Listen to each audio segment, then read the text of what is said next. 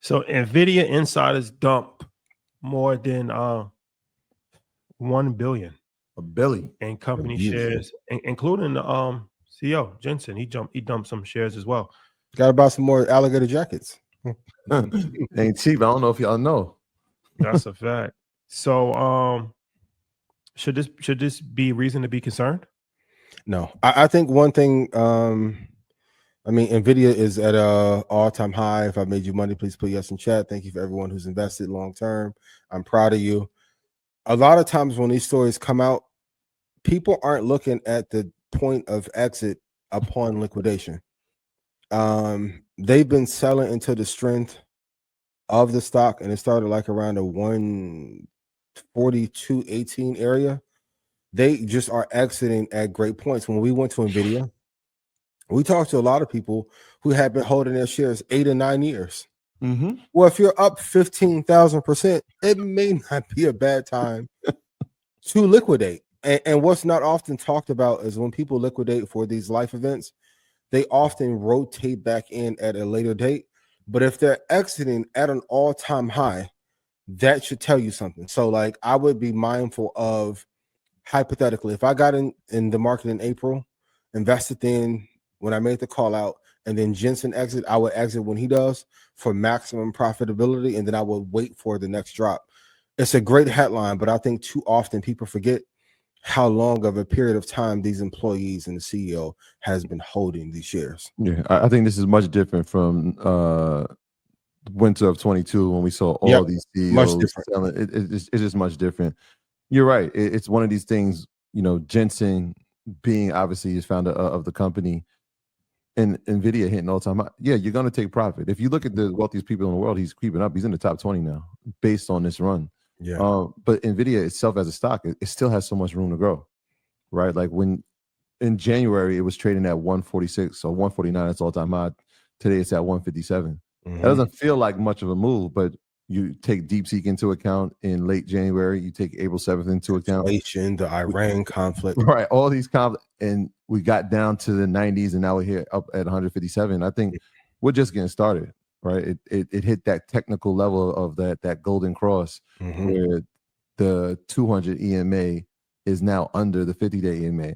So we're looking at a bullish pattern for Nvidia going forward. For sure.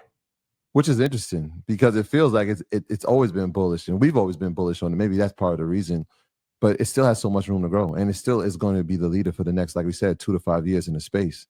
And so, yeah, there's going to be pullbacks. Yeah, it'll drop back down. But if you've learned nothing from just this year, forget everything else. Just this year, when you saw it in the 90s and you saw it at 89, and we're like, listen, I don't care what you should be investing. You should be investing. You should be investing. You see it pull back again, 20%, 25%, same rules apply. This is going to be a leader for the next 2 to 5 years. Public service announcement, I shouldn't have called a price 3 or 4 times. If I keep saying 93, it's one of the greatest runs that we've had. End of year target for Nvidia is 187.18. That's why I projected to get to. By December, one of the greatest American companies, one of the greatest equities that we've seen. And in terms of return, it's only thing that has been better over the last 10 years is Bitcoin. Hold for the long term. Anything in the 90s, buy. If you missed it, come to Invest Fast. I'll give the price where I think Nvidia will go to. If I've made you money, please put yes in chat. But like that's the same thing. Stick to itiveness and execution pays more than fodder and wondering. Because I remember everyone was like, yo, will it get there? Then it got to 93 and people was like, oh, it's gonna fall. Just continue to hold for the long term. Yeah, it was fighting to get above that 137 line. And once it crossed there, it was like, okay, next barrier is 145. It got past 145, and now it's been trading over 150 for the past week or so. So we'll see where it's at.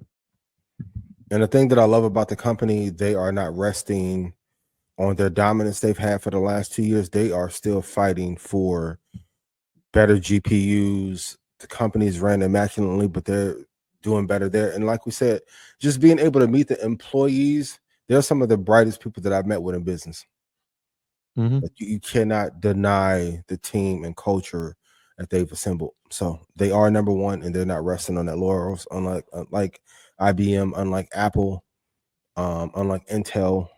of a different era, they're finding ways to get better every quarter, it seems like. Yeah, and make no mistake, they invested in a company that you're probably not even thinking of, but CoreWeave is renting. That investment is great. that investment is paying off for them pretty nicely, right? They're renting GPUs from Nvidia, and they're renting those out to companies, and so that's a core business for them as well. Even though it's traded as a totally different stock.